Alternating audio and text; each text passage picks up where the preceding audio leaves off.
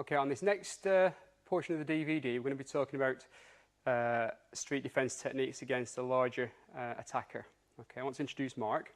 Okay, he's one of my friends and colleagues, and basically he's kindly volunteered to take part in the next portion of this DVD. Obviously, dealing with somebody who's a lot taller, okay, or a lot bigger than you, theoretically is more difficult, but actually in reality with the iron palm training that you've developed in Module 1 and the other techniques that we've talked about in Module 2, we've basically got a lot of devastating techniques that you can do. All right. The first one we're going to deal with is from a stranglehold or a grab.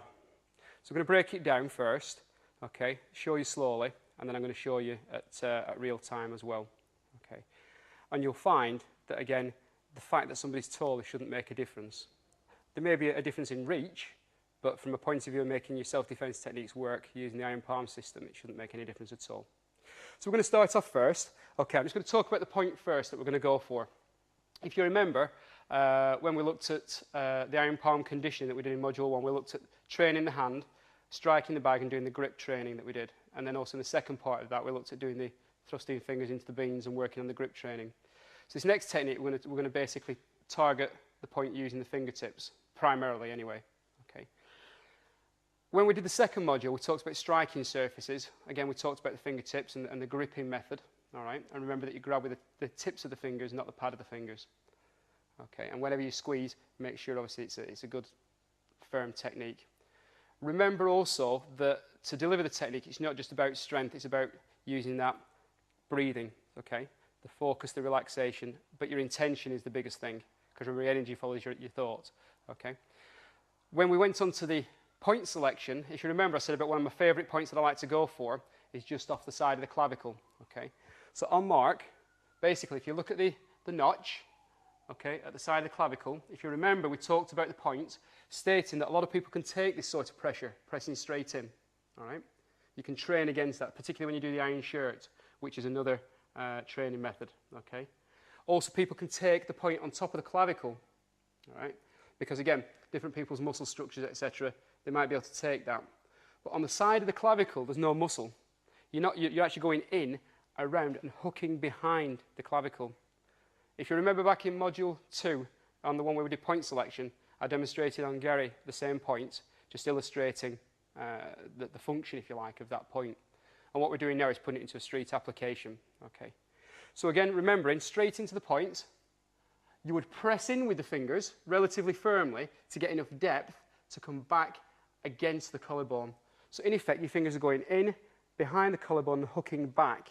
Okay. I'm going to break the technique down a little bit now, explain a little bit about it from both angles, and I'll explain why we do certain things, okay, within the technique, and then obviously we'll do it properly. All right. So basically what we're going to do is we're going to deal with a strangle. So if Mark strangles me, okay. So first of all, you can see he's obviously got a good grip. Okay, his hands are well and truly around my neck. All right. What I'm going to do for the minute, just to illustrate, okay, so you can see the point, I'm going to get Mark just to drop this arm, although when we do it, we're doing a two-handed strangle. So at the moment, if you just drop that arm for a second, okay, he's got this other hand on here. I'm just doing this so you can see the technique, all right, and then, like I said, we'll go back to two-handed strangle shortly. If I were just to stick my fingers in that point and press and hook back, if you notice, that person will back up, okay, so Mark will back up. It's uncomfortable and he wants to move away from the pain because it's uncomfortable, all right? Even if they were grabbing and pulling you close in, which is likely to what they're going to do, okay, you press here, they'll back up. But what I want to do is I don't want him to back up, because if he just backs up, we're still in a fight, okay? He could potentially just back up and then move back in and hit me, all right? So what you want to do is, if you're already holding them, you want to take advantage of that. And you might think it's a bit disadvantage, you're at a disadvantage, should I say, if somebody's got their hands around your neck. It doesn't have to be that way, okay? So Mark's grabbing around the neck. What you're going to do is you're going to control one arm, all right? So you're going to control with one, and the other hand will go and find the point, okay? The reason you do that is because when you press on the point, you can now control the direction he's going to go in, all right? Because otherwise, it'll back up. And I want to control where he falls, how he falls, which then will dictate how I choose to follow up. Okay? So the first primary thing is to obviously get them off your neck, all right? Because if they've got a good grip, and I know Mark has, okay, if he starts strangling me, I don't want that on my neck for very long, okay? And once he's off you, and he's on the floor, The follow-up strike is then whatever you would choose, okay? But the important thing of this technique is to move the person off you, all right, to get them away from you. Okay, you can obviously follow up with other various strikes that you can do with the palm strikes and things, but we're going to deal with the impactive side shortly, all right? I just want to give you a little illustration, obviously, with the fingertips this time. So Mark's going to grab me. So you cover one arm, other finger's going to press straight in, okay? So that's quite uncomfortable to start with, all right? So you hook the fingers behind, pull towards you, and as you pull down, as you pull down here, this is just giving them direction, it's just guiding where they're going to fall. So you press in here, touch here, and take down. Once they're down, it's up to you where you want to go with it. You can palm strike again, okay? If you've got the arm here, you've got a nice little break going on here if you choose to do that, okay? But once they're down, you know, you basically got this technique. And just an interesting one, when we talk about you've got the break here, okay, although we haven't really covered on joint breaking and things, but just an illustration. Look at the technique. It's against my thigh, all right? This is here, and if you look, obviously I'm pressing, but if I wanted to go for a break, I wouldn't just press. What I'd do is do like you do on the iron palm training, okay? First module, first CD, relax. How we drop the hand on the iron palm bag, okay? It would be here, and it will be through, and just take the elbow right out, okay? So we're not going to necessarily cover that now. Let's just give you an explanation because that's how Mark fell. So I'm going to show you again, then show you from the opposite angle, and then I'll do it, okay, at proper speed. Okay, thank you. So one more time, we'll do it with a single arm, just so you can see, okay? So from here in, you drive into the target, so you would thrust the fingers in, okay? Again, that might do it in itself, but we're going in and hook back. And as you hook back, they'll fall.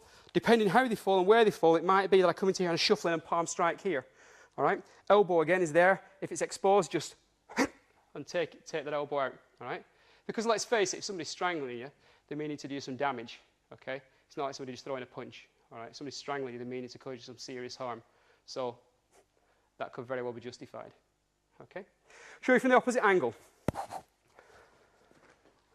So again, the strangling, thrust the fingers in. It's okay, we'll do it on this side this time. Just drop this arm again. So you can see from the opposite side. This is controlling the arm. And it's controlling about, remember we talked in the points DVD, lung 5, right in the crease of the elbow. So you can place your hand there, or if you choose, you can curl your fingers into there. And that'll give them some movement as well. So this combined with this, it's your choice. Either rest your hand there, that works. Or if you want to add that extra grip, dig in and touch here. Press in, hook behind, that and that, send them down. Strike if you need to do, arm if you need to do, okay, and you've got the technique, all right? So, I'll take it back to here, and we'll do it with both hands strangling this time. Okay, so people are either going to grab this way, or they might even pull you in close, obviously to come with headbutt and something like that. Interestingly, if they grab you and strangle you, and they want to headbutt you, jabbing the fingers in here will prevent that, okay? Okay, so that's another thing to think about. If they're grabbing you, and it's not the neck, for example, if somebody grabs you, they're going to do something, all right? They're either going to continue with the strangle and headbutt, or whatever. This works equally as well, whether they're grabbing your jacket, whether they're grabbing your neck, but I've chosen the one with the strangle because obviously it's a more serious attack. So they're grabbing in, okay, put the pressure on, put it on, okay, touch, okay, snap, okay, here. Just happened that the knee fell on the neck. Obviously a real situation.